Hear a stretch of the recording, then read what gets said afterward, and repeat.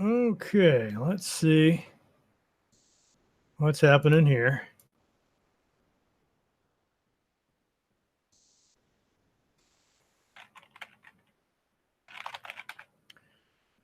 Shop.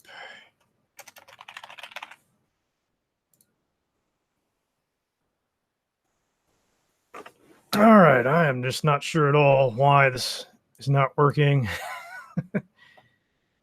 God. Good old YouTube.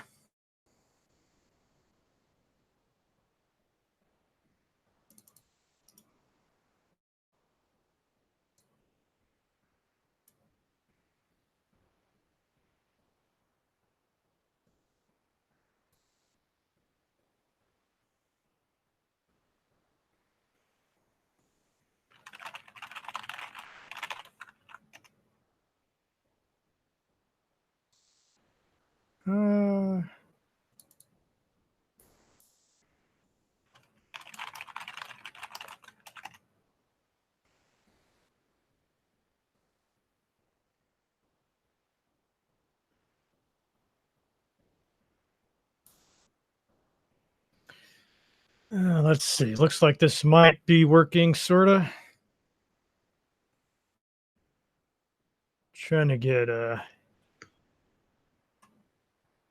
seeing if I can get Mark in this.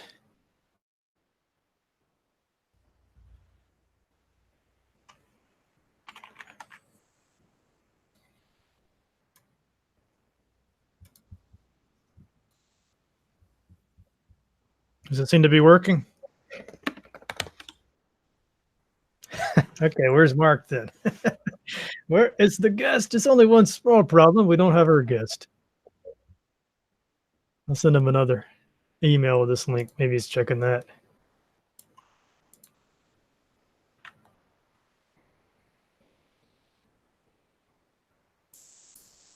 And sorry about all this confusion, guys. I don't know what the heck YouTube was playing at.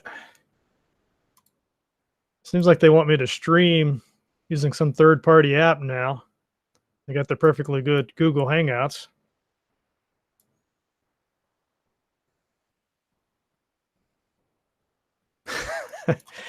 Yeah, notice when I set this up, it said this is going to go away on August 1st.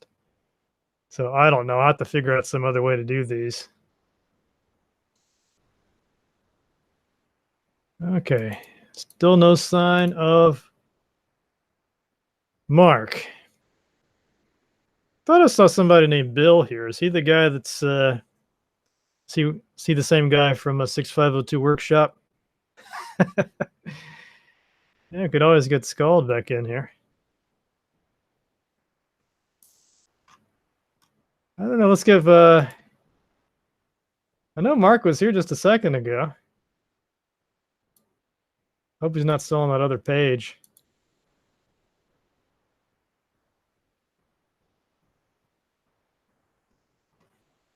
That's just bizarre. This other page where everything's good to go, but the go live button. I wonder if I could put the stream from this into that. I think that's probably worth a shot.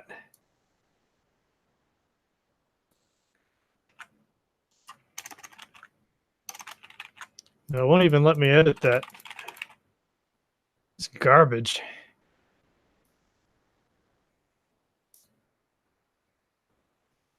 Okay, well.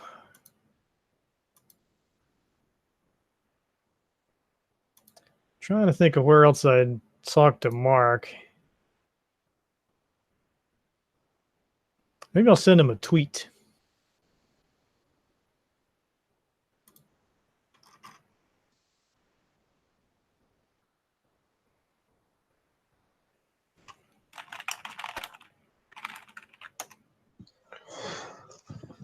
Matt, are you hearing me? Yeah, is that Al?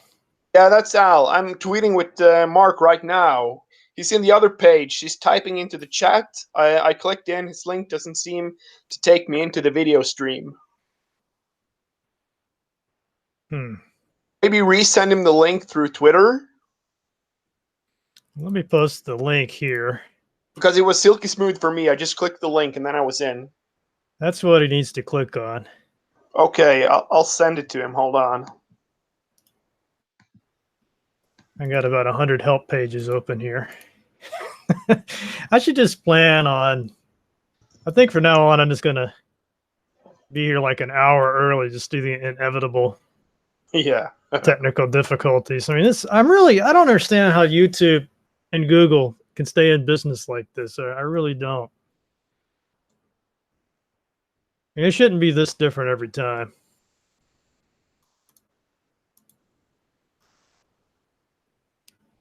Well, as long as we're waiting. You say he's on the other page? Maybe I should check that too.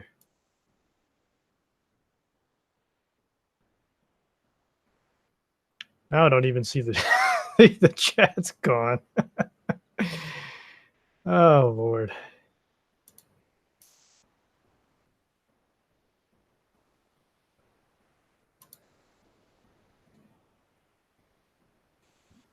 Yeah, he hasn't seen the link yet that I sent him, I think.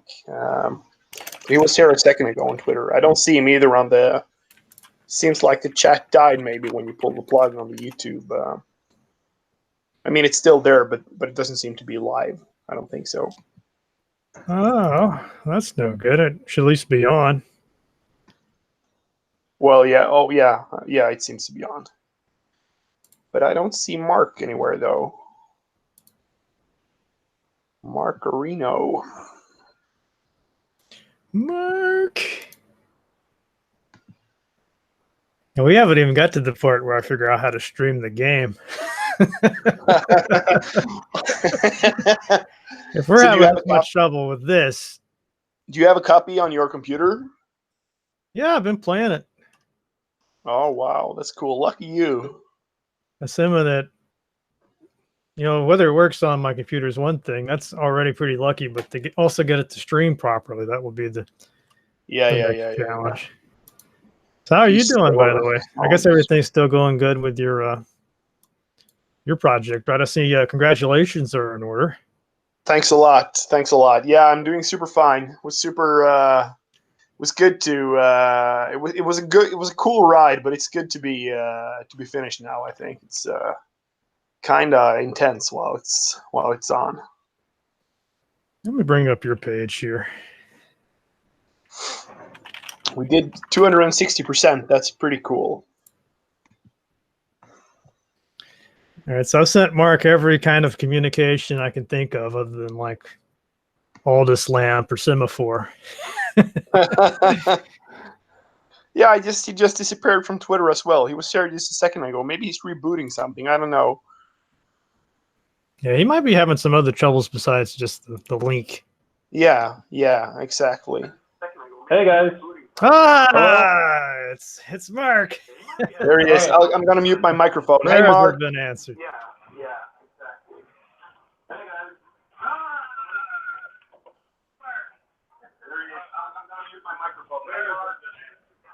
guys. Okay.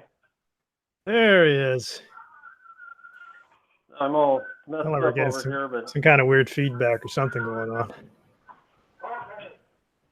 There he is.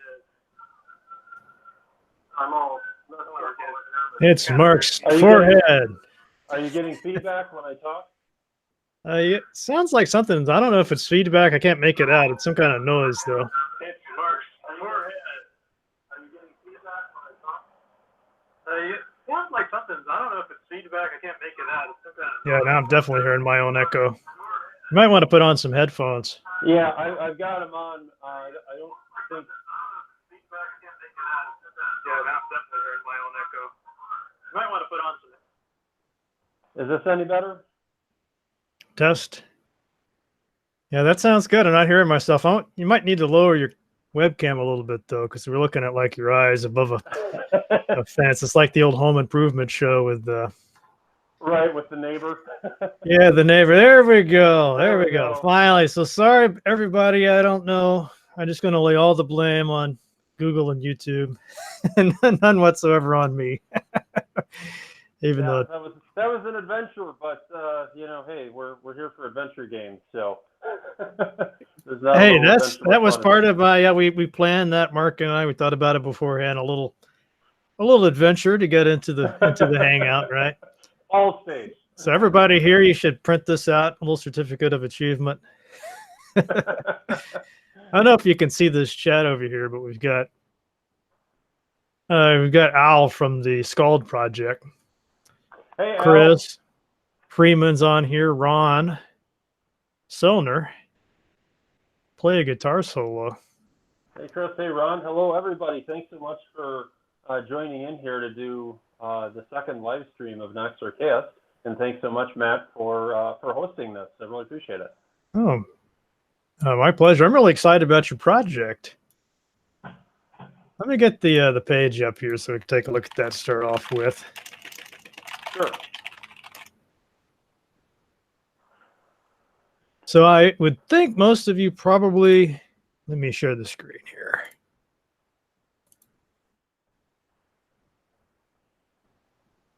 Don't tell me to change this. Oh no, there we go. Okay, is everybody has not changed. Is everybody seeing the page? Kickstarter page? Yeah. Okay, so I assume that people listening to this or watching later on have probably heard about this.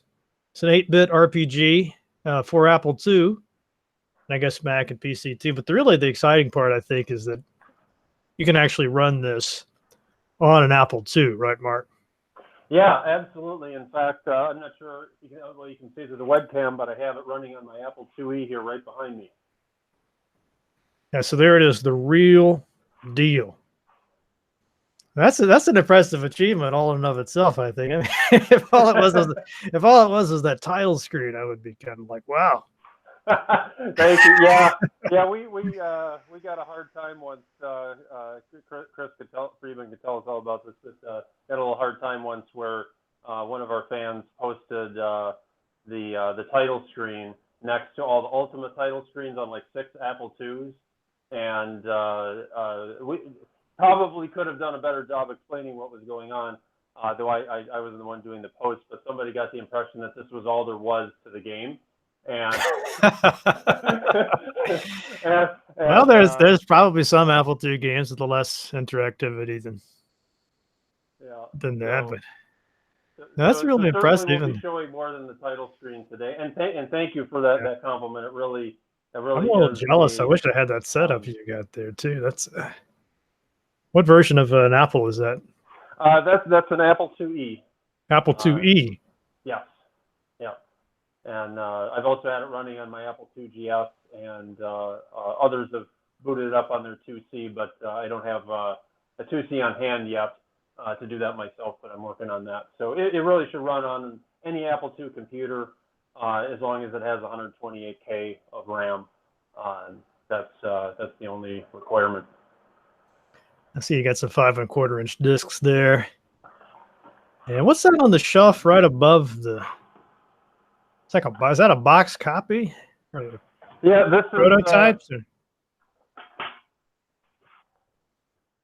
This was the first prototype box that we created.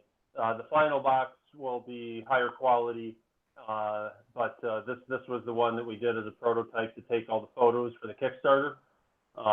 So I'm kind of a pack rat, so I'm just kind of saving all these little goodies that have been accumulated over the course of the project, and this was one of them. I bet you that was an involved process getting that box printed. It was, there's so many things about this project that have been kind of an adventure in figuring out how to do something for the first time. And certainly the box production process was part of that because, well, who knows how to produce, box games anymore? That's not done. So it was a little bit of an exercise there. And I'm very fortunate to have lots of teammates in 6502 Workshop that are able to help with some of these things. And Mike Reimer, actually my co-founder of the project, took the lead initially in figuring out the whole, box game thing. And exploring options like having it done at Kinko's and just having them print something on something that could be folded into a proper box shape, which is actually how the one was done that I just showed. and then ultimately when Chris Torrance joined the team, he's got a lot of experience with Kickstarters, and he took a crack at trying to figure out a better solution and found that actually board game manufacturers, they have a whole supply chain built up around board game boxes. And we thought, well, hey, sure. We just get the right size, quote unquote, board game box, put our art on it, and then we're in business. We got something then that's much higher quality. So yeah, that was a little windy, maze path to get to a conclusion on there, and the best way to approach it. But. And the amazing thing to me is you're kind of back where Richard Garriott was in the late 70s, early 80s with trying to get, games in a box. What? I mean, it's almost like we come bizarrely full circle back to that period. Yeah, absolutely. It sure is, because it's not the way, of course, that it's done anymore. But what was once old is new again, including the fabric map. I've got one up on the wall here. This one's actually printed on canvas, and that was kind of our first prototype, and then the final version, which is part of the collector sets from the Kickstarter, will be on cloth, just like the Ultimate games. And you're like the merch king there, Mark. You got the hat, the T-shirt. There's like sports towels over there? What's going on with this? What is that? A telescope? I've never seen so much merch for a game. This right here. This is a rolled up map. Oh. Kind of stuck through the claw of this dragon statue. The dragon looks awesome. Thank you. Yeah.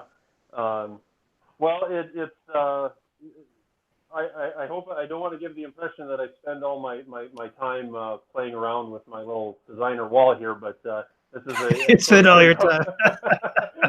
As opposed to working on the game, But no, actually, it's a case of this project's been going on for 3.5 years, and it'll be coming up on 4 years here in November. So there's been a lot of time, as well as I've got a pretty good sized group of people here in 6502 Workshop, each that has their own specialty, and given that much time and enough people involved with different skill sets. Over time, the end result was being able to put together a nice, display like this, and somebody created shirts and the hats, and I certainly didn't have anything to do with any of this other than putting it on. So I'm very well supported by the team, and that makes some of this cool stuff, a lot of this cool stuff, possible. I mean, I don't want to keep comparing you to Richard Garriott, although I don't Lord British. I mean, that's one thing it's one thing I love about him. I mean, he's a great guy all around. But one of the things I really, really appreciate him, just as somebody who's into games history and a collector like yourself. I mean, he takes it very seriously. He's got like his old notebooks, all of his logs, the source code going all the way back to when he was a kid. It's like, that's very rare. I mean, I talked to a lot of these guys, and they're like, yeah, I don't even have that. I don't even have any copies of my old games. Maybe they don't even remember some of the games they've worked on. It's I mean, not so with Garriott. I mean, he really is a gamer's gamer. Sure, and that's certainly something I thought that was really cool too. And certainly Richard Garriott has been, a hero of mine, my whole life, but especially, growing up in the 1980s and learning about computers and computer games. Growing up playing Ultima. I saw what he was doing, was like, wow, I would love to be doing that. And then, as the years went by, seeing, like you said, on how he kept so much, and being able to see him show some of those things in those notebooks and recognize the art, from the early Ultimas on his graph paper. And I mean, that's just like incredible to me. And I have a very similar, I guess, sort of a pack rat mentality in life. Not just with gaming, but, typically I don't throw things out unless I move. And when I move, even then, it's kind of like, oh, do I really have to, So not that I don't sometimes throw out things that I regret having done so when I move, but by and large, I tend to keep things around. And so when it comes to this project, I just, I keep all the notebooks where I'm, writing stuff down, and just like, Richard Garriott did, and I've got him in a stack.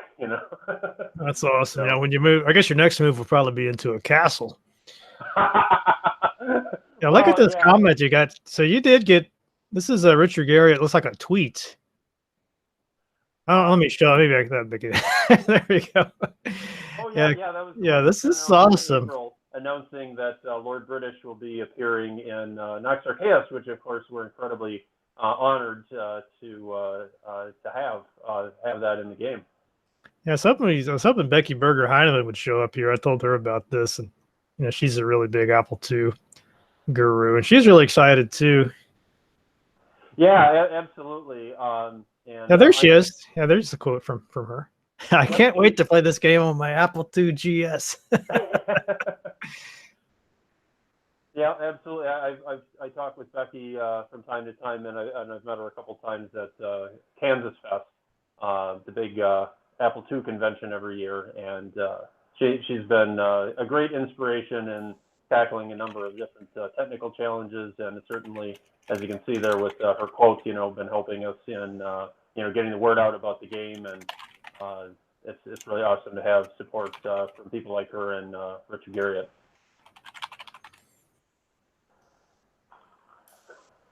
Yeah, you can tell who's the serious Apple II fans because they have the they don't just write II. They get this little brackets thing going. yeah, that's definitely the coolest way to do it. Unfortunately, it's the most time-consuming way to do it. So I'll admit there's times where I'm doing shorthand and I just put the number 2. You got the what is this? Like a little chain link. Chain mail. Yeah, I've actually got that right here. So this is like a little piece of chain mail, and as you may know, we did 2 Kickstarters. The first one didn't fund. The second one did a month ago. So this piece of chain mail was one of the rewards for one of the box sets in the first Kickstarter. And we actually recycled that photograph that you've got on screen there. It was in both first and second Kickstarters. So this is kind of a little anomaly. This is an item that didn't make it into the second Kickstarter. So technically, it doesn't exist other than this one that I'm holding right here. That's the real collectible. Yeah, exactly. There's we had a couple of different styles of them. Here's another one, but maybe someday we'll find a way to get these out there into circulation. But that's really great. This is probably one of the best collections of feelies, I guess you'd call these, right? Yeah, loads of feelies. Okay, so anyway, let's just see one thing while I'm still on this page. So somebody that's missed this Kickstarter, watching this video now, they're like, "Holy cow, how did I miss this?" Just real quick, what do they need to do to make sure they get a copy of this and support you? That's a great question. So we have a page set up on our website. If you go to preorder.noxarchaist.com, we've got a pre-order page set up for a couple of different box set options, and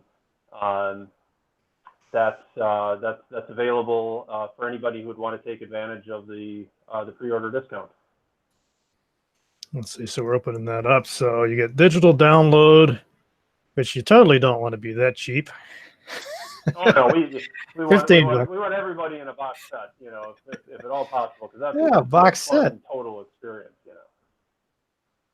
And so $69 for the box set, and for $99 we get even more stuff, a collector's edition.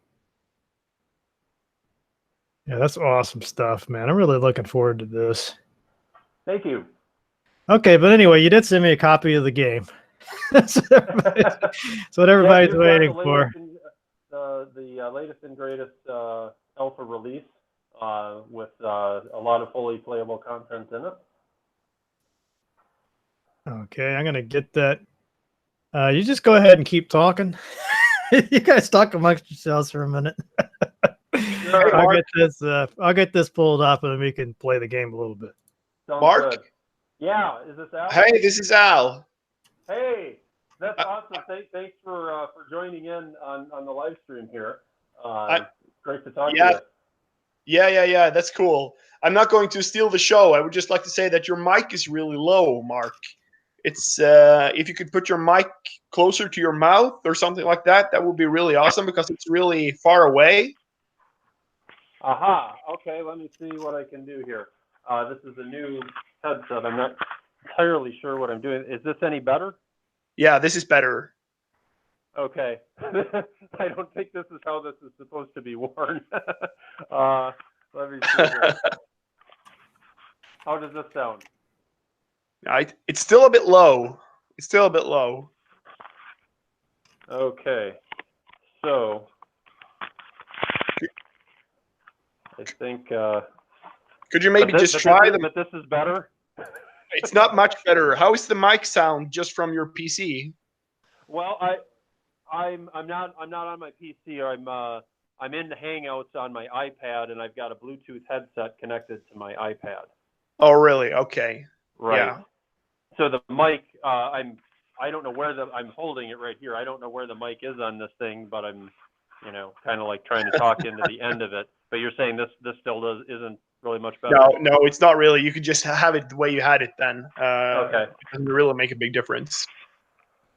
Boy, sorry about that. I did a test with this on Skype, and it seemed to be working okay. I'm not sure where the challenge is here. Well, let's try that. This shouldn't make a difference since I'm on a headset, but I'm moving closer to the iPad itself. Is this helping at all? No, not at all. Okay. Boy, I am out of ideas on that. Sorry about that, guys. Well, you can always just talk loud. I can hear you okay, but then again, I probably have my volume up way high. Is it my volume? Maybe it's too loud compared to his? Yeah, because your volume is coming through really, really clear, really good. I mean, we can absolutely hear what you're saying, but I'm thinking just for posterity, it would be good to have better audio for you, Mark, so that. And maybe where's your microphone located? Well, let's. I have. You get a little closer to it. Did you try getting closer to it already? I'm as close to it as I can get, unfortunately. Yeah, but it's fine, Mark. It's fine. It's just a little bit low, but it's fine. Don't stress. Okay.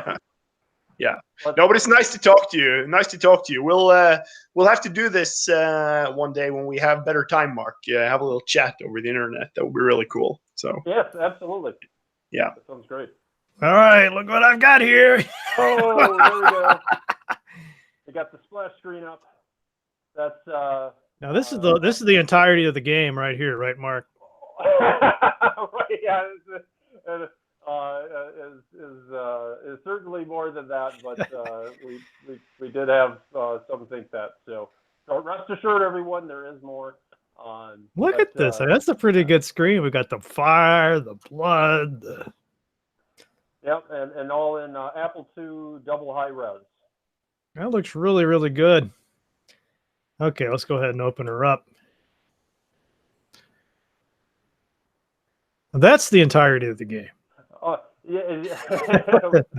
No, this game is at a stage where it's good that you have me on the line to point out that you need to press a key there.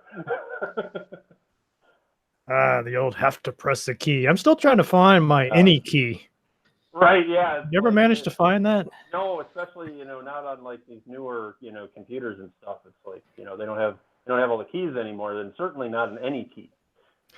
Yeah, I heard somebody say one time they did some tech support back in the day, and that was, believe it or not, one of the most common calls they got was somebody asking, where's the any key? Right. Where's the space key? Okay, so tell me what I'm looking at here, Mark. Sure. So this is pretty close to where the final game is going to start.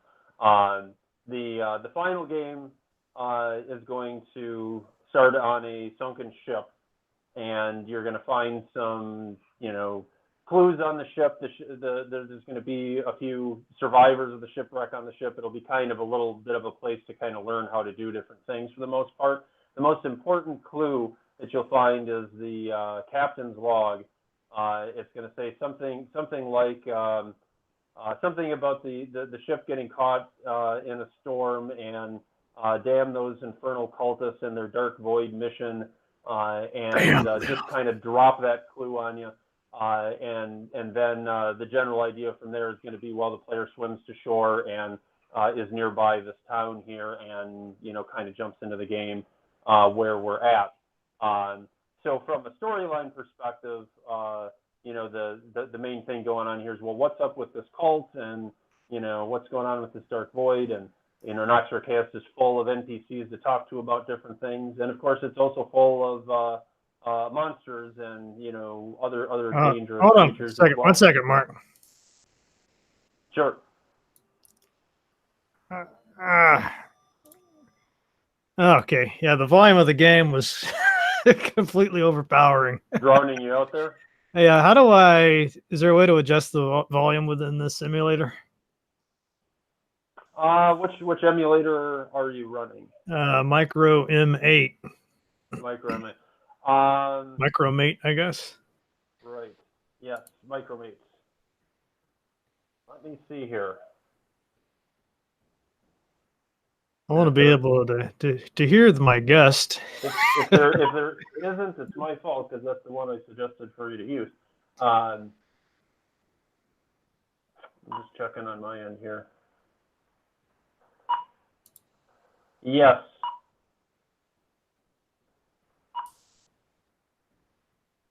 Maybe.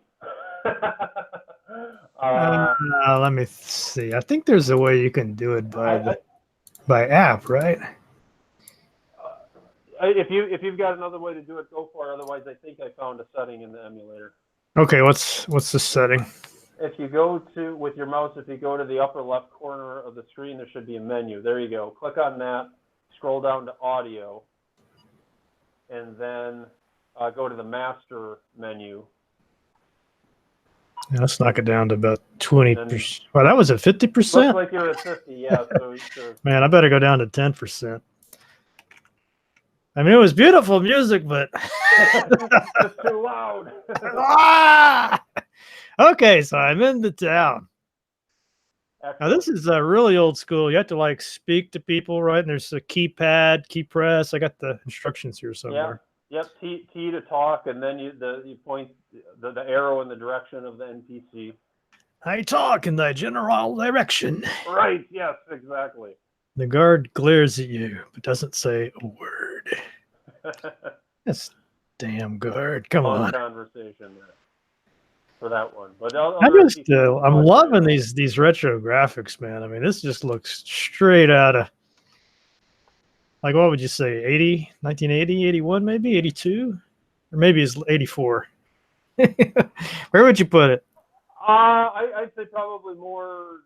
This is going to be coming in at the very end of the Apple II. 89. Push the envelope. So yeah, we're talking 88, 89 time period, the Ultima 5 era, for sure. And thanks for the compliment. I'm glad you like him. We've actually got Bill Geege, our 8-bit artist, is here in the chat. Hi, Bill. We definitely appreciate all of his work on this. Yeah, these are great, brilliant.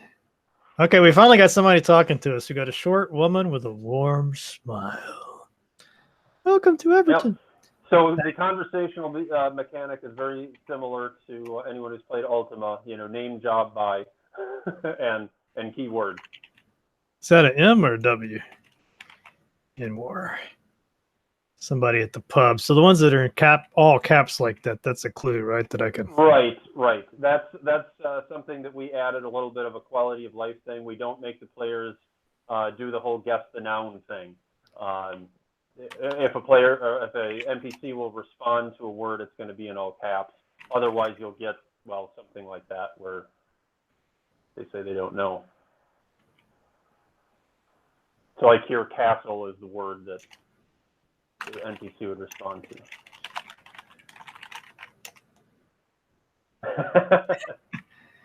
Uh-oh. I guess you got tired of talking to me. It's a little bit too realistic. Okay. We got to get to the pub. I see a well over here. I could probably drink from that, right? No, you would think so, but actually no. Is there a search? Yes, there is a search. You can do a search on any tile in the game, and you may or may not. Is that just S? Yes. Okay, I hope I'm not given a. Okay. Whenever I see a well in a game like this, I have to go check it out.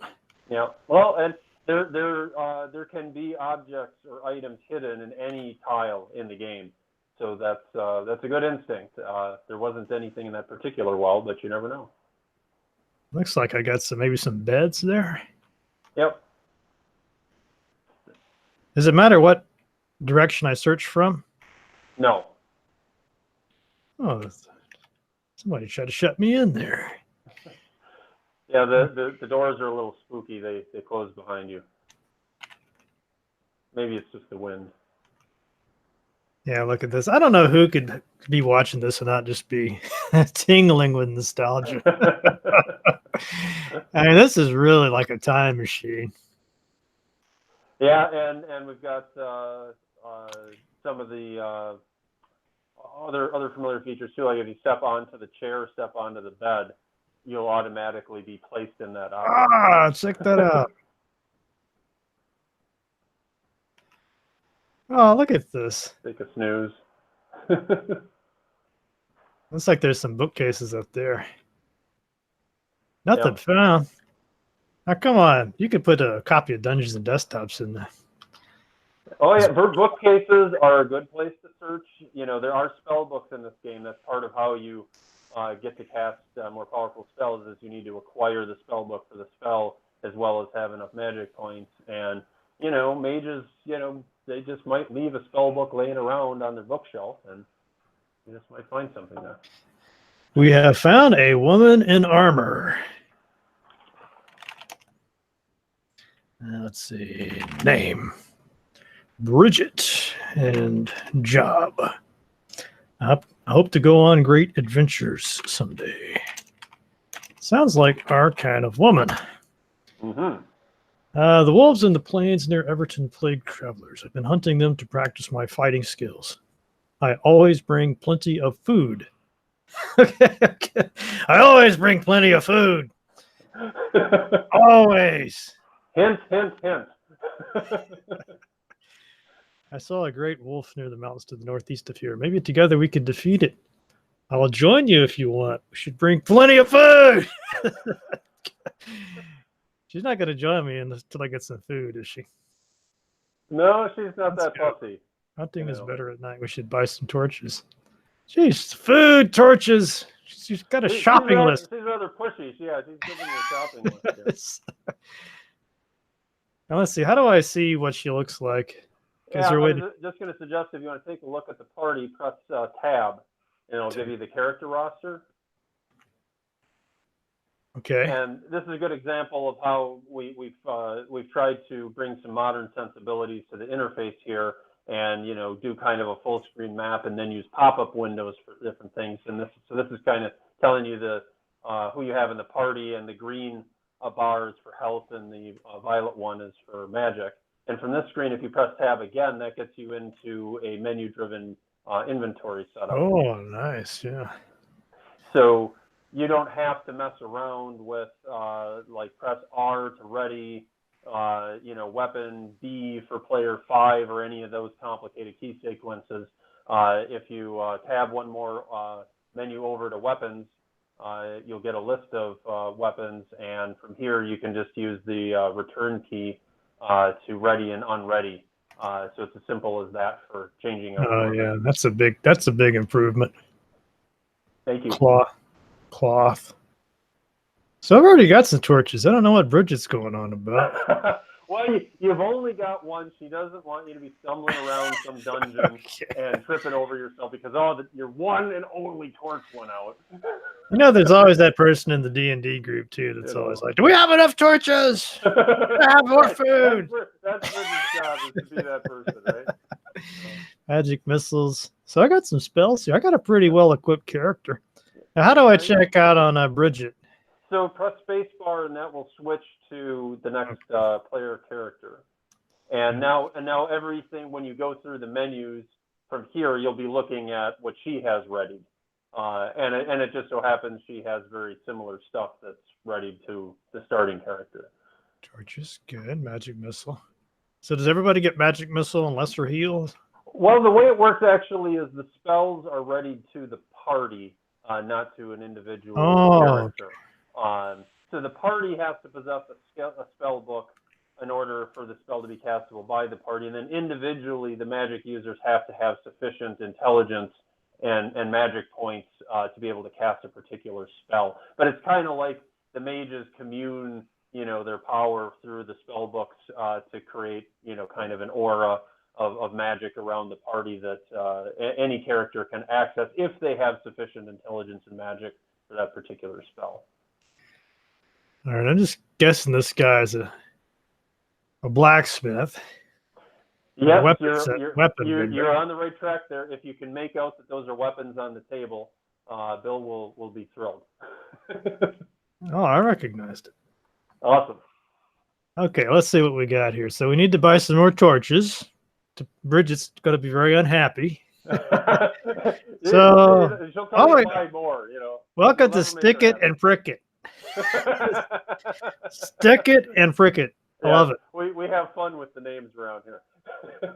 Now, is this our? This guy's the person we're talking to, right?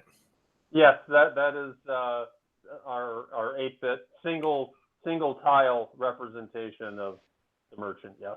All right. So, how many torches do you think I should buy? Well, I would say for now maybe 5. Ration the gold a little bit here. Sold. Use it with care. So we're gonna go play with fire. They're gonna poke an eye out. How does this work? Do I need to get anything else? Lock picks. Is the hunting knives going to break on us? Is that why that's there? No, the hunting knife won't break, but it's just one of the items that's sold. Is the short answer. The longer answer is merchants will pay you when you try to sell stuff. They will pay you a more gold if you're selling them an item that they carry in their inventory because they have a better chance of being able to turn it around. Makes sense. So I don't think do I need to, maybe I should use the rest. You know what I think I should do? I mean, you're the game. You would know. I'm kind of thinking maybe head off and get some food with the rest of my money instead of buying something else here, right? Yeah, that wouldn't be a bad idea. There's a couple of ways you can start the game and a zillion ways you can play it. But for example, one approach is, and I don't think any are better or worse than the other. One approach is, get some torches, get some food, go kill some monsters, get some more gold, then kind of upgrade the equipment. Another approach would be prioritize weapons and ignore Bridget's advice. Screw the food, screw the torches, sell your hunting knife. Buy a short sword, that's another way to go, but it's really not a right or wrong thing. It's just that the game gives you a variety of different ways to experience it. It looks like something has happened here. I think he got a little too excited about getting the food. Are you pressing keys and not getting yeah, it seems to be frozen on me. You maybe try clicking the Micromate window just to make sure that's the active window. Okay, yeah. It's still moving around. What do you think? Is there a way to... We haven't really done much yet. Well, yeah. Is there some way? Do you think it's... What should I do? Try Control-Shift-Delete. Control-Shift-Delete. No. It's like somehow the window isn't active because Control-Shift-Delete is reboot. But, I wonder if the emulator might have frozen on me. Yeah, if there's nothing's jumping to mind there. I mean, ultimately you can just close the emulator and launch it again. That's probably not the best advertisement for Micromate. It could be something on my end. I'm going to try something a little different this time. I wonder if it made a difference that I didn't. I didn't take it out of the zip folder. I was just running it all from the zip. Oh, if it like running inside of the zip archive, yeah, it might.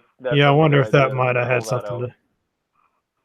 to. It's possible. Certainly, it adds another layer that's not normally there. That's a good idea. Okay. See, find the game again.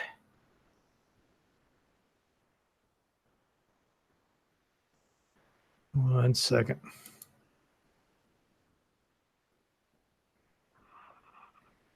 Remember what the name of the file was? Should be Nox Archaist R0.68D, Got it. something like that. Okay, screen share. Nope, application share. Okay. Back in business. No, Al must be enjoying this. You see the one with him? We were just having so much trouble with. Yeah, I did see that. That was a fun time though. Oh yeah. Okay, I'm gonna go back. We're gonna do this rapid style.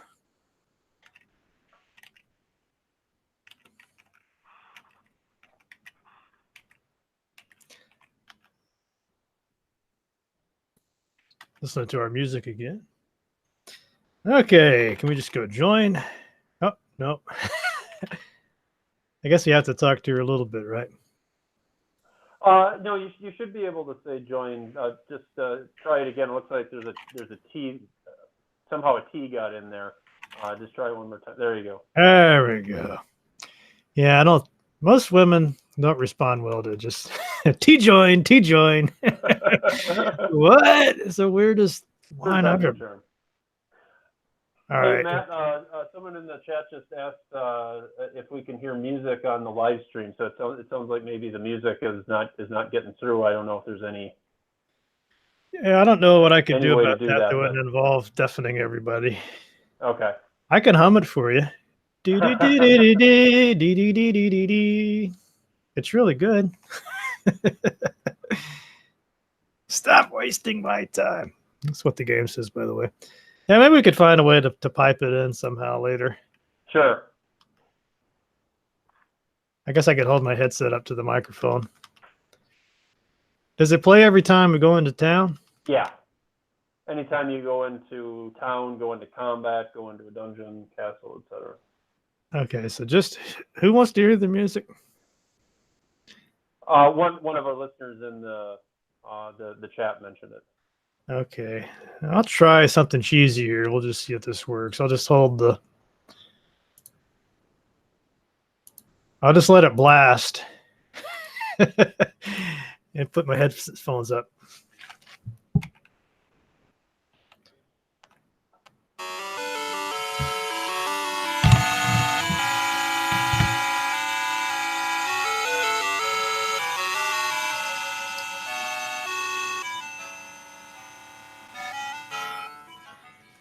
Okay.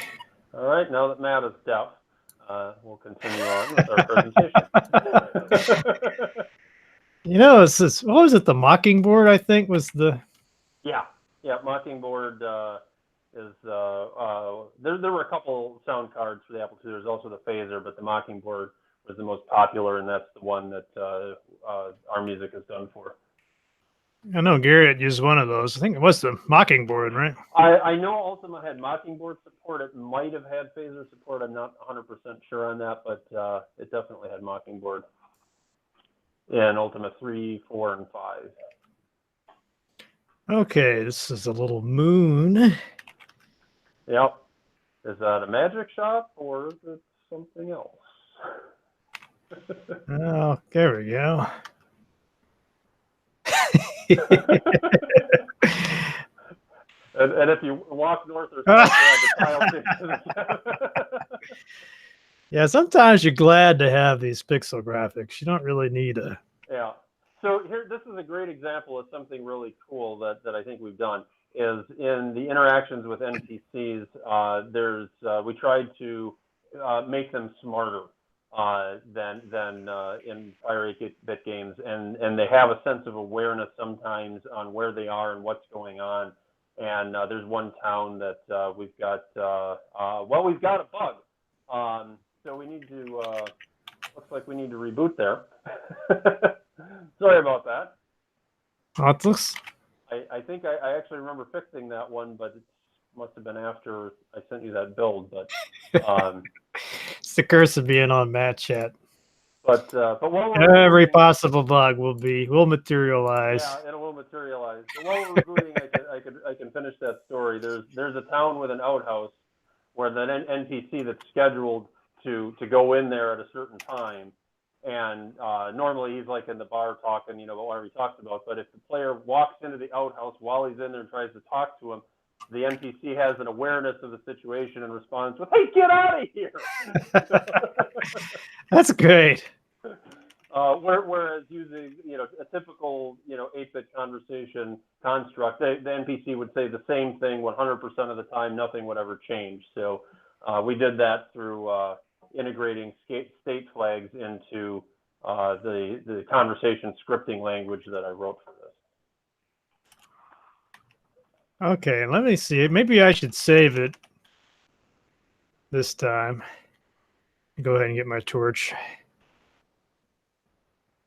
Torch 5. Okay. Stop wasting my time. All right, how do I save the game? Q for quit and save, though, you don't really have to quit. That's just saving game done. Awesome. Okay, that way if we run into that little problem again. Okay, I was going the right place though, right? I remember this is the tavern here, right? I think it looked like you were in the food provisions shop. Yeah, the food shop. Food store. Yeah. Jorbax.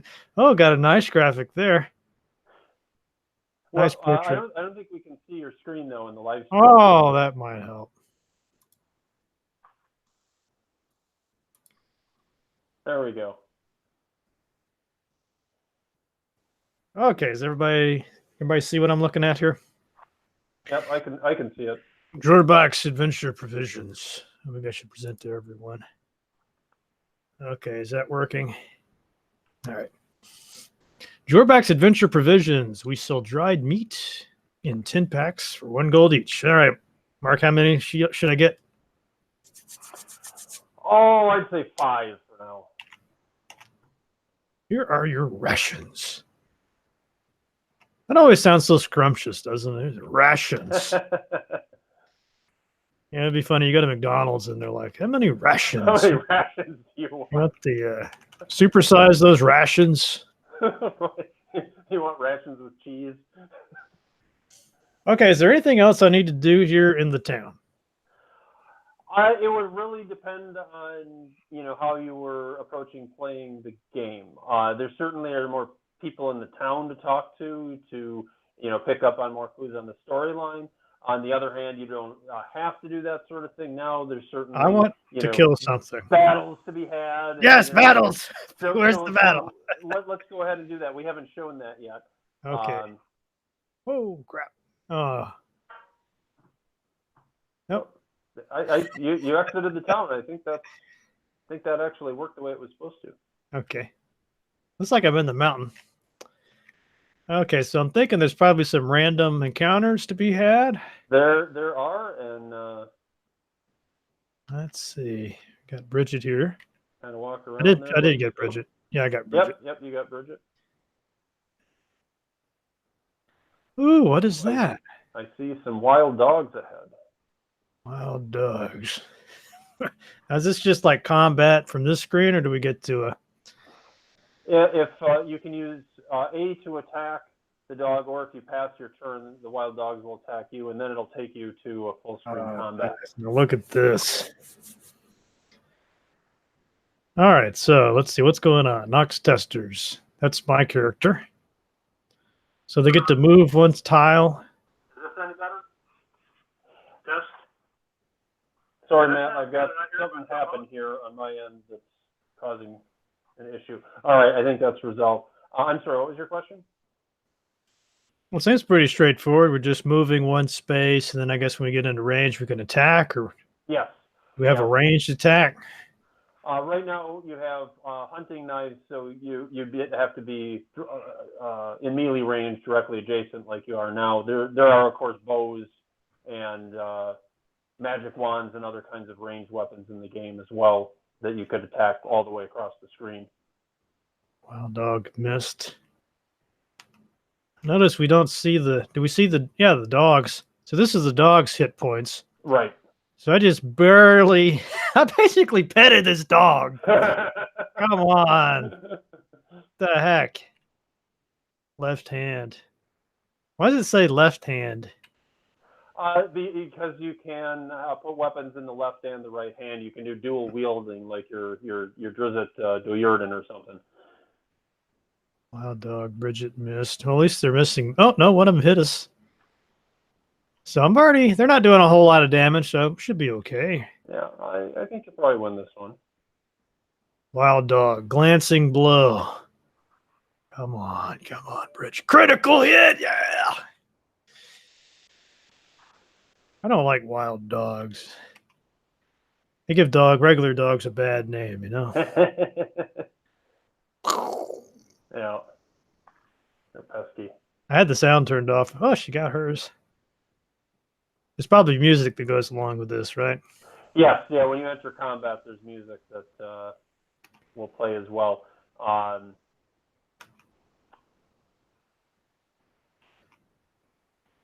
Maybe I should turn the music on just a little bit. It's probably completed at this point. The way the music is set up is it's not constant. It plays bursts of about 10 to 20 seconds of music when the scene changes, like you enter a town or a castle or you go into combat, and to basically like set the tone for the scenery. This is kind of cool. So she can attack diagonally. Yeah, actually, mobs and all of the player characters can attack in any direction. The target selector that you see after you press the attack key, if there were multiple mobs, you could use the arrow keys or tab to switch between targets, and it wouldn't really matter where they were on the screen as long as they were in range of your weapon. Now, can they move? Can my characters move diagonally as well as attack diagonally? No, just attack. Movement is only on the cardinal directions, and the same for mobs. So it's a level playing field in all respects. Gotcha. And I know that was one thing that people didn't like about some of the earlier 8-bit games where mobs could attack and move diagonally, but the players couldn't. Oh yeah, isn't that infuriating, man? I'm starting to wonder. Man, we need to do something to up our hits, chance of hitting. I guess that'll get better as they level up. Well, you know, the thing, of course, keep in mind is this is the very first battle of the game, and you know, it's going to it takes some time, you know, to build up the characters, and it's a challenging game ultimately. I mean, if you think back to you know, we didn't go quite to the point of what like Bard's Tale did, where Bard's Tale 1, what I remember is it was like you probably had to die about 50 times in order. Oh yeah, you couldn't even get to Garth's weapon shop. 2, so that then you might only have to die 20 times to get the next character to level, and eventually kind of claw your way up, you know, the totem pole. We didn't go quite that far with it, but at the same time, you know, it is set up so that it is challenging in the beginning. Figuring out how to be successful in combat is the very first puzzle that the player is presented with, in a way. You know, I noticed there's some little rats in this treasure screen. There are. I mean, so the sort of in this game, the rats are the treasure. The rats are the treasure, and as I hinted to you in email, we have a special rat display set up just for you here. That's oh my God, we got normally is done with cows, because cows are kind of our mascot, but we changed it to rats for you, man. The cow level, rat level, way better. There comes some more dogs. So I really just want to be sort of grinding this out. Oh no, this doesn't look good. I probably you got a couple. Now you might in this situation, I would probably cast a few spells because you've got magic missile. Yeah. Okay. So how do I do that? Press C to cast. Cast a spell. And Magic Missile, you can assign them to slots 0 through 9, and Magic Missile is assigned to slot 0. Whoa. And now use the arrow keys to flip between the targets if you want. Okay. Well, let's try this one. Yeah. Do the one closest. Sounds good. Sure. Didn't exactly one-shot him. Well, but you another one would probably take him out. Let's see. 0. Got him. There you got him. And something else that might be worth mentioning at this point is that the final game will have a quick combat option. So what we're basically trying to do there is balance things out between, the game has a really rich storyline going on, but there also is a, level up your character's combat aspect of the game. And for players that would really more focus on the story and they don't really want as much, to really, be getting into as much grindy stuff, they can just do the quick combat as a way to basically not have to spend as much time on battles unless they're like really important boss battles or something. Then maybe hopefully everybody will find that fun to use the tactical combat for that. Is there a way I can sort of ready so I want to attack until he moves into range, that sort of thing? Or should I just roll over there to him? Well, what I would do here is actually pass your turn, because then it allows the dog to move towards you, and then you'll get on your next turn an attack on the dog. If you move over by the dog, he's going to attack you next turn. So that's getting into some of the kind of the tactical thinking that goes into this, and double teaming like you're doing now. That's another important tactic to use, especially in the beginning. Yeah, that's because I'm so tactical. I'm so strategic. Yeah, I'm glad they can move diagonally, because otherwise I'd have to move this guy another space. Oh, come on, you dogs. So about 8 hours of this, and I'll be level 2? No, not. It wouldn't take you that long. Probably more like. Well, the first time it'll take longer, but if I sit down and do it, I'd be level 2 in probably 20, 30 minutes. Yeah, but you know the codes. Well, no, this isn't using any cheat codes or anything, but just I just messing with you. A player familiar with the game could expect that. Dak. So if you want, you could cast more Magic Missile with Bridget. She's still got looks like more magic there. Yeah, but it's kind of personal now. Okay, if you want to solve it the old-fashioned way, all right. Have a knife, dog. All right. Yeah, I get 7. Looks like I'm getting 7 experience points per dog. Yep. And to get to level 2, you need 100 experience. That's not too bad. A few packs of these.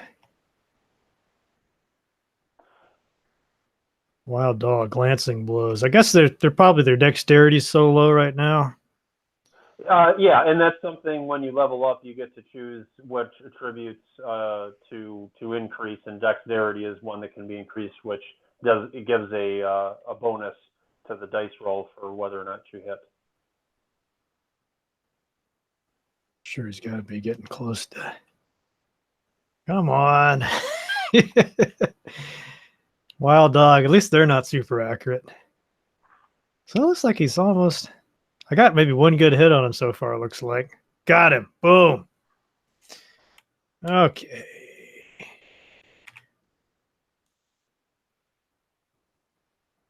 And we got 4 food. Does that mean I'm eating the dogs? Well, we leave that to the player's own imagination. Ugh.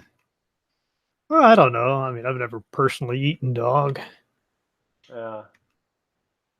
Okay, I'm trying to find this barrier. This is probably a big enough world, though, that... Oh, what is... what is that? Is he like... That is a hooligan. He looks like he's one of those guys in the clubs dancing with the glow sticks, glow stick dancers.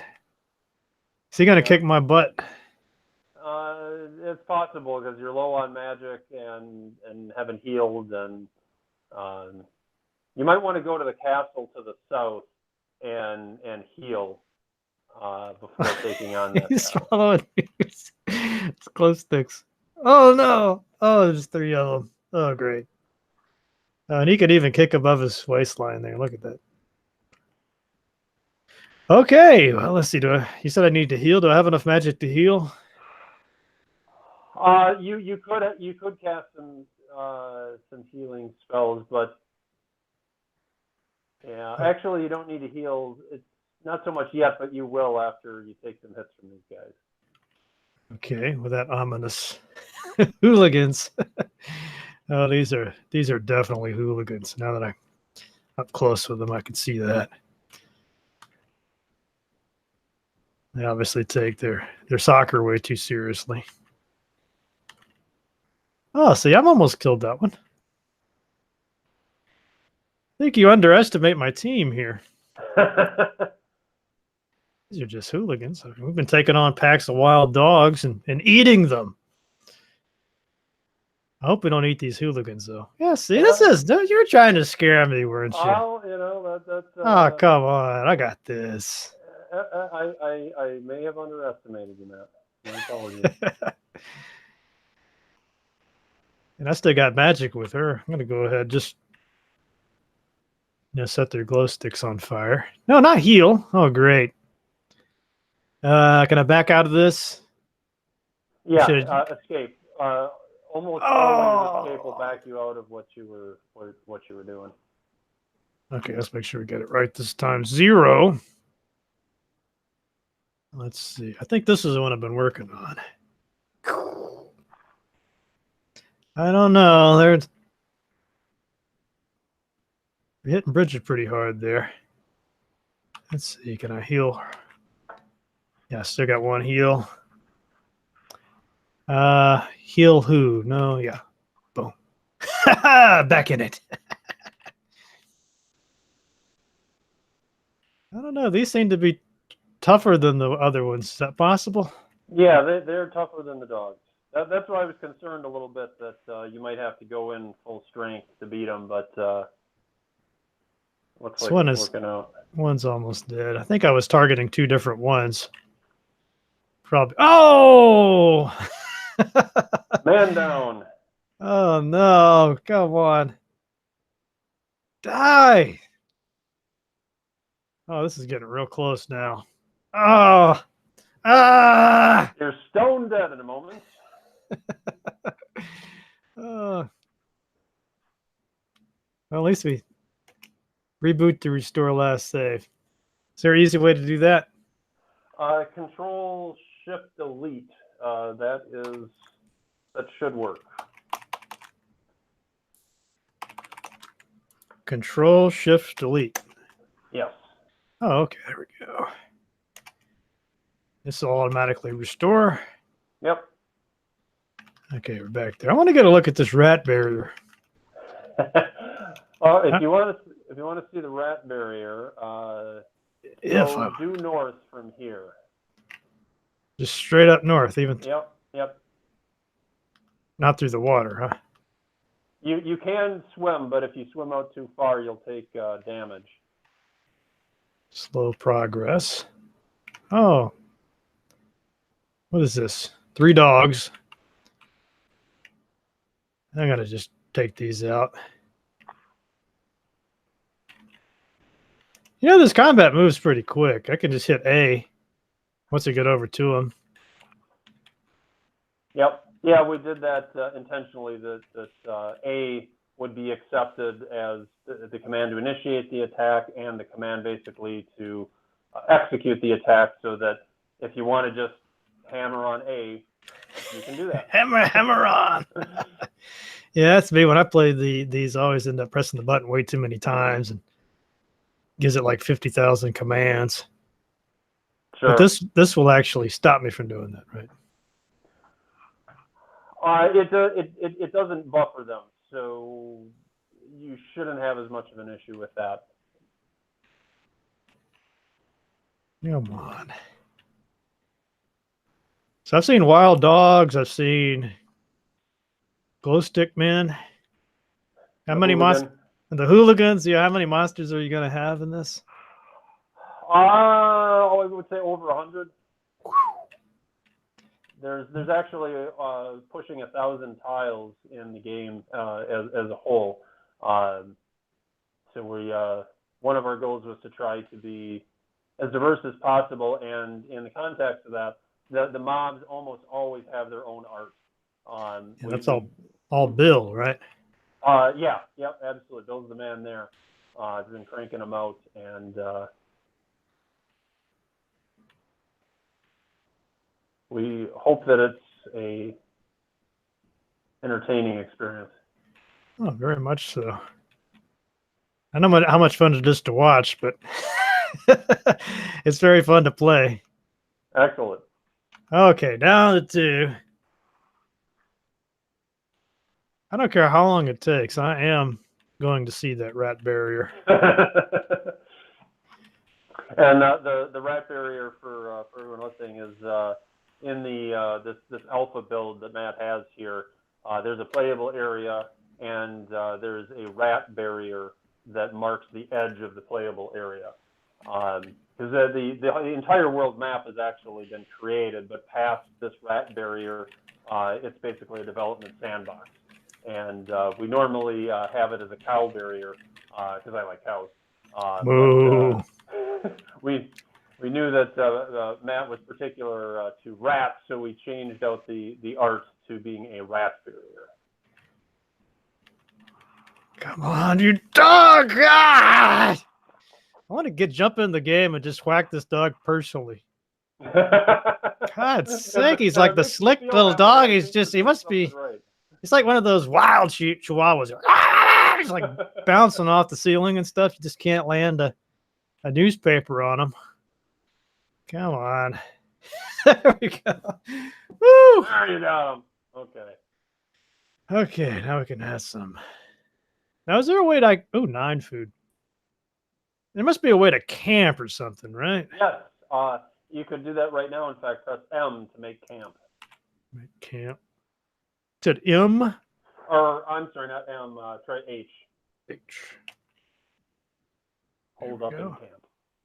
Already spent some time eating, drinking, and resting. Characters healed.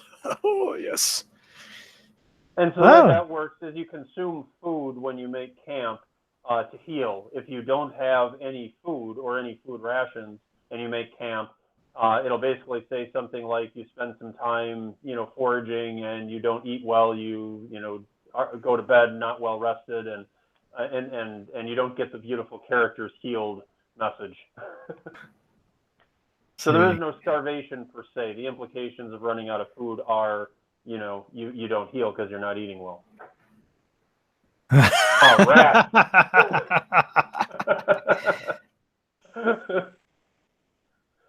The game will let you go past it, but past it is just a development sandbox, so it's not beautiful, beautiful, beautiful wall. Rats as far as the eye can see. Oh, look at that. All right, Mark. Well, thanks a lot for. Whoa, what happened there? Oh, it's like a line of sight. Yeah, the trees. Yeah.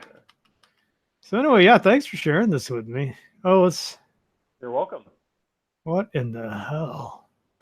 Do I even want to know? that looks like a cultist that's whacking himself in the head with a. Oh, it's like those Monty Python guys. Oh, wait, no. What's the door we made? Something like that. Requiem. Whack. So this is awesome. One time that the monks in Bard's Tale 3 that go through that sequence, that the whack at the end is her dropping the Apple II manual on her desk, and that's how she got that sound. I thought that was pretty funny. That is great. Oh, there it is. The cultist means business here. Goodness. I definitely shouldn't have been over here messing with them yet. This is only a novice too. Yeah, novice cultists. So yeah, they get far worse.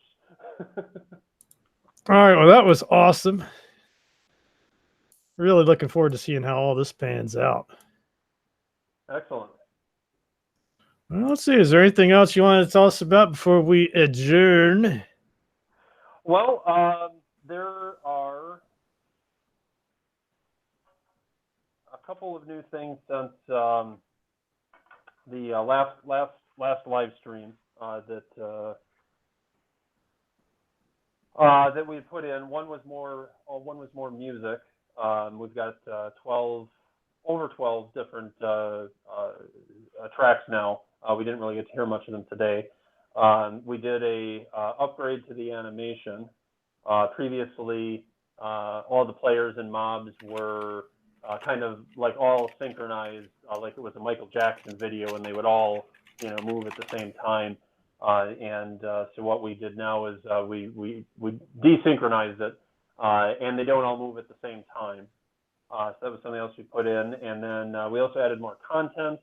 And the area that we looked at was pretty much what we had before, because it's towards the beginning of the game. If we have time, I could see if I could move my camera, and on the actual Apple II here, I could take a quick buzz through some of the new content that was added. Well, man, and maybe even pick up some of the new music, because I've got my speakers connected up here. You up for doing that? Yeah, let's go for it. All right. So let me just see if I can a closer look at an Apple II. Disconnect my headset here so we can pick up the audio, hopefully just directly into my iPad. So this is a question for you guys. How many of you guys have one of those big boxes full of floppy disks sitting around with hand-drawn labels on them? I'll just leave it at that. Plenty of boxes. I don't think I still have. I got a bunch of discs. I don't have the nice box. I'm sure some of you guys probably still have your cassette tapes.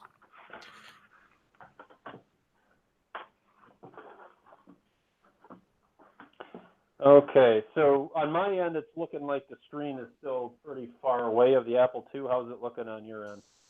I mean, I can see it all right. You can see it okay? All right. Probably, maybe it's just looking... I don't know how zoomed in you want to be, but it's certainly visible. Yeah. Excellent. All right, so let me see if I can get the audio changed up here.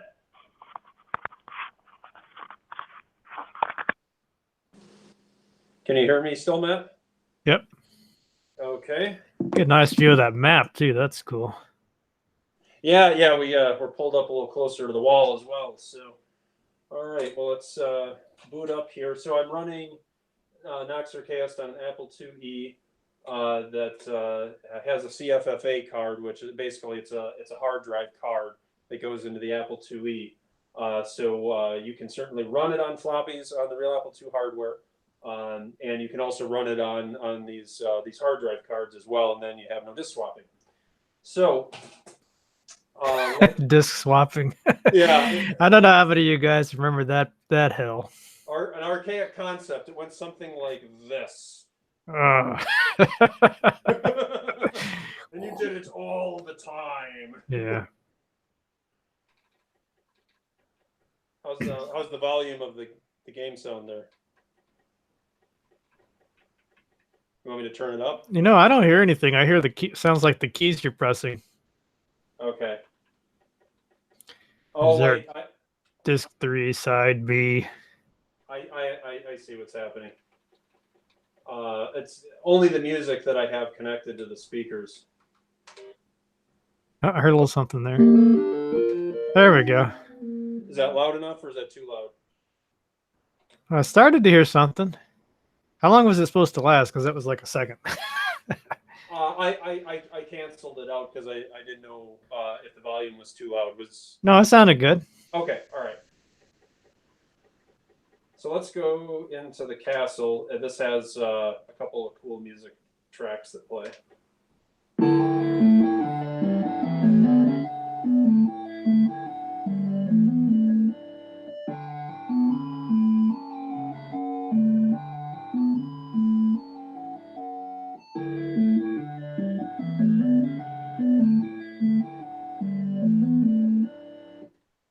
Lovely.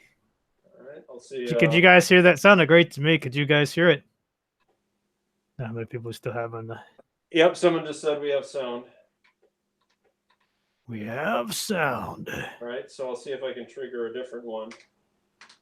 And I made the dog disappear because I'm in a development build here. Go away, dog.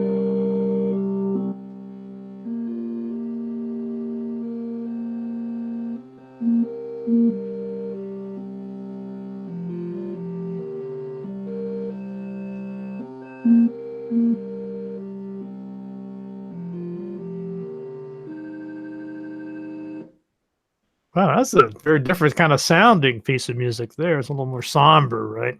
Yeah, exactly. So what we did is we set it up so that like each location type, towns, castles, ruins, dungeons, they all sort of have their own soundtracks that play that set the tone for that kind of setting. In fact, we can go into let's go into a dungeon and we can get a flavor for that as well. Who's doing the music for this? We have a couple of people involved with that. One of our team members, Electric Moo, has been doing a lot of the music, like for our gameplay videos and things like that. He might be doing some in-game as well. So far, the in-game music was all done by Eric Rangel, who also worked with Tom Porter on the Mockingbird driver.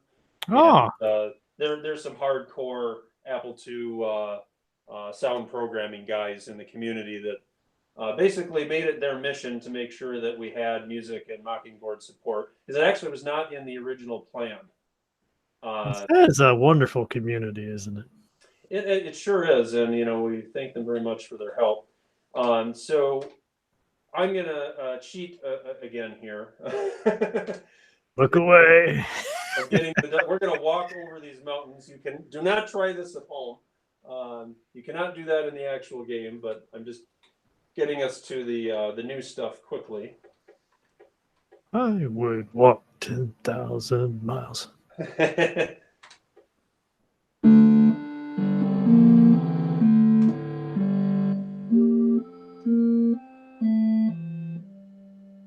So, a little different. That is really good. Yeah, I mean, this is probably some of the best sounding Apple II stuff I've heard. Thank you. Certainly right on up there. You said that's full on Mockingbird everything. Yep. Yeah, the music is all Mockingbird, and there are some sound effects in the game that are coming just straight from the Apple II speaker. Yeah, that's straight, obviously coming directly from a real Apple II, not no MIDI or Roland type stuff. Absolutely, and in this case, we're on the real hardware. This is a real Mockingbird card that's doing this. But the emulators do a pretty good job with it as well. It's moving a little bit faster on that setup than it was on my emulator. Yeah, if I hold down the movement key here, it cooks pretty good there. Yeah, it's just. I did some really crazy stuff in the screen scrolling assembly language to make it go that fast. I had to do like self-modifying code where the code is like changing itself as it runs to shave clock cycles off of the runtime to render that screen. And if you don't do that, it's amazing how much slower it is. But that's what's got it supercharged. And in the emulators, I don't think the end result is quite as good on the real hardware with that, but still pretty good. Can you just do me a quick favor there? Sure. Can you kill that hooligan? Yeah. It's just yeah, I gotta get paid back. Die! Oh, he's gone. Yeah. Is he still following you? Or did you kill him? No, I killed him. I just vaporized him. Oh, jeez. Talk about. I've heard of quick combat, but that might be a little too quick. That's quicker than it would ever be. That's a development testing key. I'm not planning on removing the development keys. They'll be hidden through some kind of a back door, and if anybody can find them, they'll be there. But you're going to have people slowing down this video. Somebody's going to hack the binary and figure it out. I have no doubt. I'm thinking they could slow down the camera. You know, if they watch or slow down the video, see exactly which keys you pressed. I don't know. See Did you? exactly what keys that I'm pressing. Yeah, you're kind of Well, that's a might possibility. need to change it. Not in this video because I didn't have to enter in the password. Ah, yeah. In the final game, or in the build you had, there's a password I'd have to enter in the build that you had to unlock those keys. But since I'm in a development mode build, I didn't have to enter the password, so it would take more than just replaying this video. The secret is safe. It's safe for now, but I have no doubt it'll come out. Anyway, so what I wanted to show here, this is a new type of dungeon that we added, basically ruins of ancient castles and keeps. Previously, we went into more of a subterranean style dungeon. So to mix it up, we just got a couple different styles of hostile areas, and it's not all just like a single. Here's your dungeon. Here's your hostile area. There can even be within otherwise looking like friendly towns and castles. Game some scenarios where the player can get into a combat situation. So we've blurred the lines here on like what's safe and what's not safe, and it keeps the players on their toes a bit.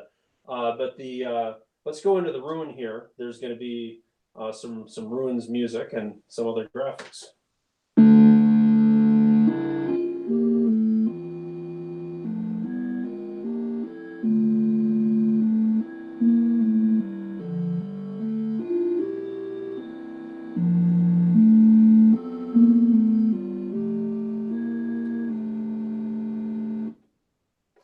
Yeah, that definitely sets the mood. Yeah, absolutely. And we try to do that with the graphics as well. The ruins have their own 256 tile set that's unique to ruins. And what Bill did is he basically started with a copy of the castle tile set and punched some holes in the walls, snapped chains on the drawbridge, and basically ruined the place. So we've carried that theme throughout here. Opposite of a remodeling. Yeah, right. Exactly. We unmodeled it here. The fountain, we just trashed that, made a mess out of it, and so we've got some bandit fighters. This particular ruins, as the player would learn through talking to NPCs in local towns, there's some bandits that have made their camp in these local ruins, and they're kind of harassing travelers on the roads and things. And so the player gets a quest to go into these ruins and basically clear them out. And this is the first bandit fighter here. Uh-oh. And there we got combat music.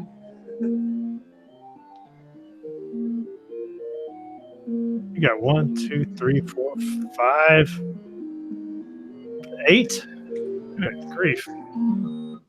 So I think I've got some other spells that are connected up in this development build. So let me see if I can do anything fun here. Fireball. I'm thinking fireball. Let's do, or do we have a lightning spell in here? No, we just got fireball. So fireball 7. Good old trusty fireballs. Oh yeah. As long as we can remember how it goes. I assume this is going to take out a big area, right? The absolute area effect spell. So we still have the target selector like we did before, but basically what we're doing is we're selecting the impact location of the fireball projectile that's then going to explode.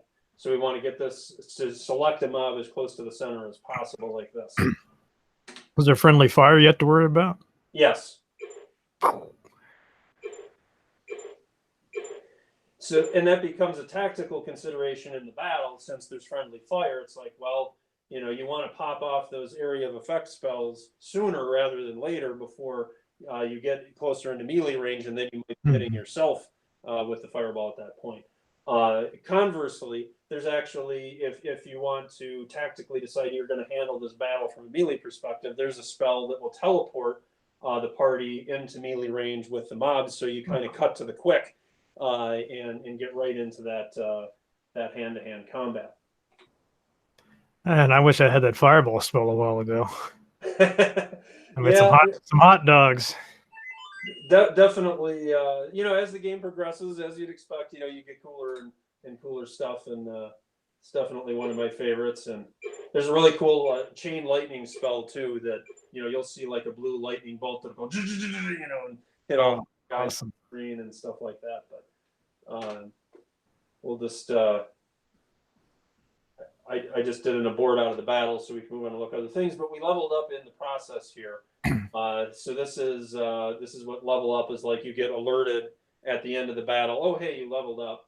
And we still have some placeholder text in here, but basically it's kind of saying, the gods have, recognized you for being awesome, and it asks you, choose the deities to whom thou shalt pray, mortal, and asks you the number of minutes that you want to pray to the god of strength, intelligence, and dexterity, just to kind of have a little bit of. Oh, that's pretty fine grained, huh? Down to the minute. Yeah, so the minutes is basically, that's the number of points. The god of strength for 12 minutes. That means you're allocating 12 points to strength. So it's just a elaborate way of allocating points. We tried to wrap it in as much lore as we could, but that's fundamentally what's happening. I need to spend several minutes today praying to YouTube. I'll spend 12 minutes. If you did 15, you might have been. I did 15. You just did 15, Matt. Yeah. And then before. Oh, you found something there too. Padded robes. Yeah. And we found some gold. The other thing that might be getting noticed, maybe it's even been mentioned in the chat, is we've got a different font happening here. In the build that I'd sent to you, we still had the multicolored font. And in here, we've got a all-white font that's a bit more styled. So that's something we're experimenting with. And ultimately, the current plan at the moment is to offer a couple of different font options to the player, for those that like the all-white font, for those that like the multicolored font. And that would be something that's selectable in the game settings menu. Like if you get in your inventory here, this little disk icon at the end, which isn't set up yet, but that'll be game settings that you can change in game. And we're expecting at this point that the font will be one of them, and that you could just in game snap your fingers, and this could become that multicolored font that you were playing with if you wanted, or back and forth to the white font, etc. So I think animation was the other thing I wanted to show. Let me see if I can find one more battle here.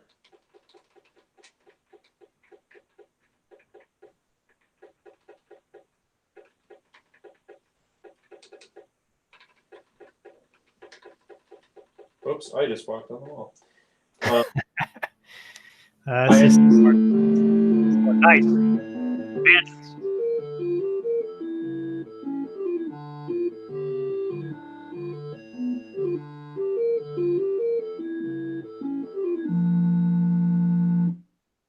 So obviously we've been seeing the animation the whole time, but this is kind of a subtle change that if you're not aware that it's there, might not jump right out. But at the same time, to some people, it stands out like a sore thumb with the way that it was before, where the animation was synchronized and everybody was moving their arms at the same time and so forth. So here, basically, if you kind of look closely at the mobs and at the players, they're not moving at the same time. Some of the time they're not moving at all. Yeah. Some of the time that they're moving, when they are moving, they're not moving at the same time necessarily as when it's a little bit looks less like some kind of fitness class, right? Right, yeah, less like a fitness class. Everybody arms up. Exactly. And, yeah, that looks a lot. That look, now that you mention it, that does look a lot better. Thank you. That's something that came in just at the tail end of the 8-bit era, on the Apple II at least. Of the Ultimas, Ultima 5 was the only one that had anything like that. Before that, it was all the synchronized fitness class, kind of motion stuff. So, yeah, that's a good example there. So you probably wouldn't even have noticed that until you pointed it out. But once you see it, now you can't unsee it, right? Right, can't unsee it. Hey. Yeah, very cool. Very cool. Yeah, that's oh, here we leveled up again. the this is not how fast leveling up would normally be. I'm distorting the experience here a bit by being in development mode. And, you know, I can sit here and zap mobs and abort battles, and it's assigning the experience for the battle, even though I hit escape to abort it. And so I'm walking in there with low level characters into like this level 5 area. So it's like every battle, you leveled up, you leveled up. That's How long dost thou grovel to God of the God of Strength's name? I haven't come up with, or we haven't come up with a name yet, so that we'll just have a little placeholder there. God of Strength? It's probably Arnold. Definitely something like that, I'm sure. So, is there anything else anybody would like to see that's watching here in the chat? I think I've showed everything I can think of that was new, but if anyone has a special request, I'll just take a look at the chat here for a minute. Yeah, I think I got a couple different chats going here. Yeah. Oh, see, somebody noticed the font. I got Miles. Yeah, I was originally going to have the super chat enabled on this, so people that wanted to buy the game could just do it from here. But oh yeah, that would be. I don't think that worked out. So. I'll type it in. I'll type it in here in case somebody. Oh yes, there's two different chats going on here. Oh so yeah, I'm just now noticing this one. The DeForte, thank you. Yeah, I'll see with this the super chats for this. I want to go to Mark 6502. So what I'll do after this is go through here, figure out what was collected, and just send that to you. Sure. If anyone wants to get the pre-order discount, I think it was how much was it for the? Well, we could sort that out later. But what was for the box set? The regular box set, $99 for the collector's edition box set, and then digital download was $15. And those are discounted prices. And you know, if anyone would like to get that pre-order discount, just go to preorder.noxarchaist.com. Yeah. And we did get one request for showing the day and night transition. So as many of you may have seen, there is the time up here on the screen. So there, and we've been kind of walking around during the day, but we can also show what it looks like at night. I'll just exit out of this particular location. So I'm going to, for expediency's sake, I'm going to override the time and just get us to the right time. You're pretty powerful, Mark.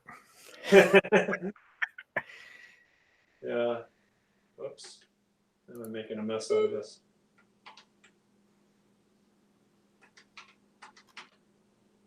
Glorious blocking board support. So now we'll get to see gradually nighttime descend on the realm. Oh, check that out. That's kind of scary. Yeah, and you know, and there's scary things out at night, so it's. I'm glad it looks scary because. Let's see if Bridget was in you. If you had Bridget with you, she would have reminded you to bring a torch. She would have chimed in and said, you know, we need more. This is why you didn't get a torch, did you? And we do have.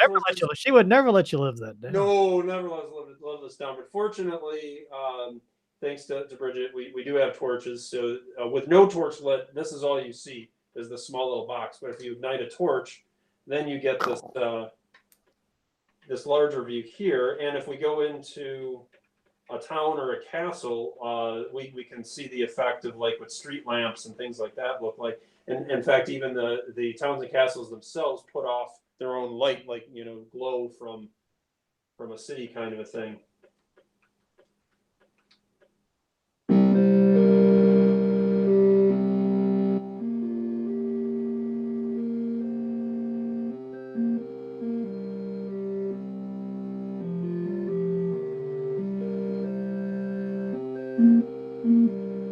That's awesome.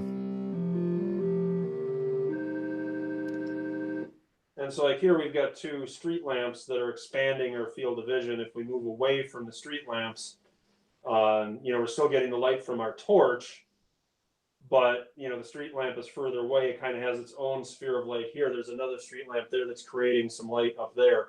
So that's all just rolled into the line of sight algorithm that's factoring in, walls and mountains, things you can't see past, and then what's the light from the player's torch, and is there a light source somewhere else? That's all getting baked into the final layout of the screen as it's then presented to the player. Yeah, that's cool. I was just listening to some discussions about Pompeii, about Mount Vesuvius and how it sort of buried this ancient city. And one of the points they were making was that there was really no artificial lighting for most of human history, right? And it was, you just went to bed at night. And what made that volcanic explosion so memorable, besides the obvious stuff, was just, I mean, for once you could see. There was like enough light where people could see at night. But I mean, imagine how mind-blowing that would have been. Yeah, I hear you. I mean, from the standpoint of, the volcano eruptions not happening every day, but then additionally, I hadn't even considered that, but you're right. I mean, people just wouldn't know what do things look like at night on any kind of substantial scale.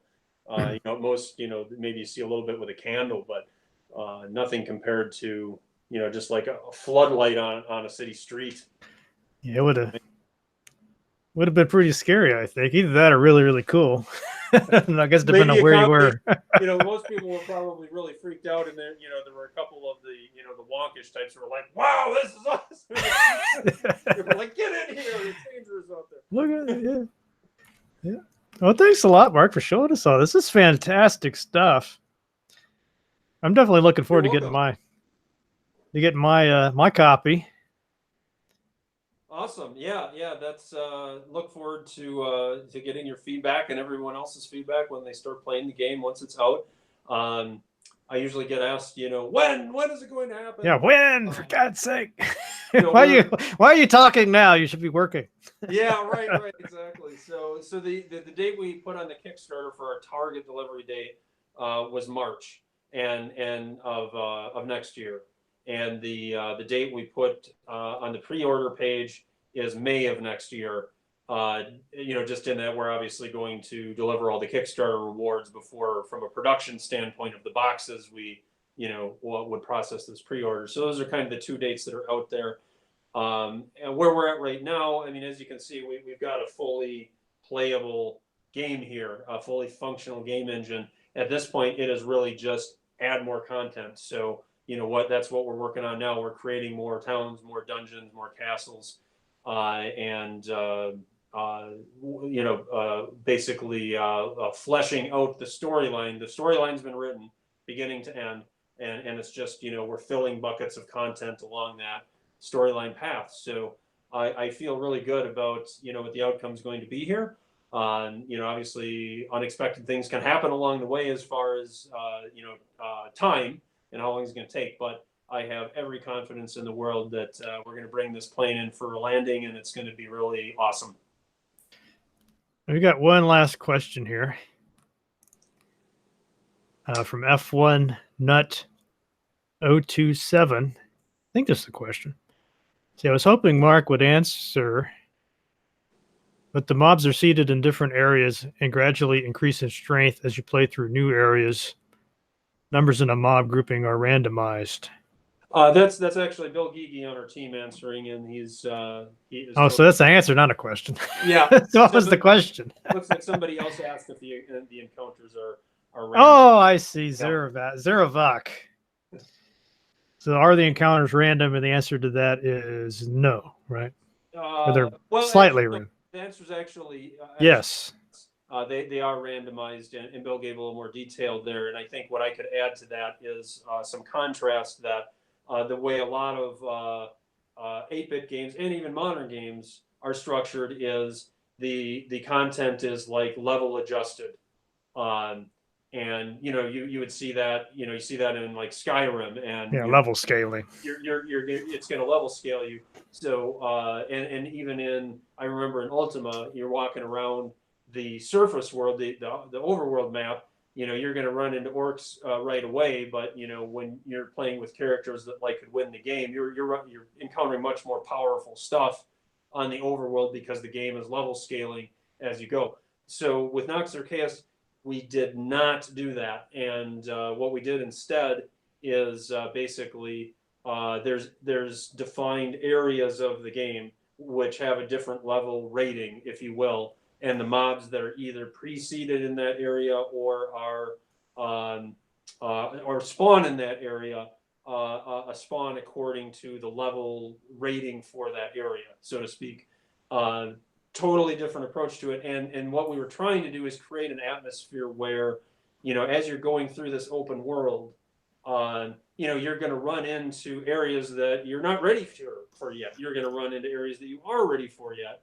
And from my perspective, one of the most fun things is to, go into an area that I'm not ready for yet, just get destroyed, and then, remember that, build up my party, doing other stuff, but I'm going to remember that area where I got wiped out, and I'm going to go back there to get revenge someday.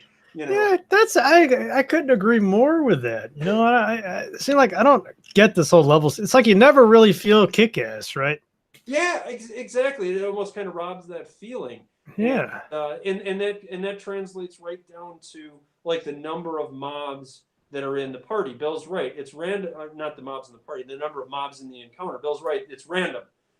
Different types of mobs might have more or less than others, but the number of mobs has absolutely nothing to do with the player's level, or the number of people in the player's party. And I have played games where it's like, great, go find your characters, do the join thing when you're talking to them.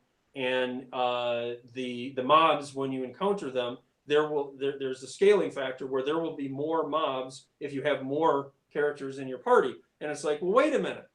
I just went and found these characters and did all this hard work, and I'm rewarded by, I'm just going to be given more mobs. So what's the point?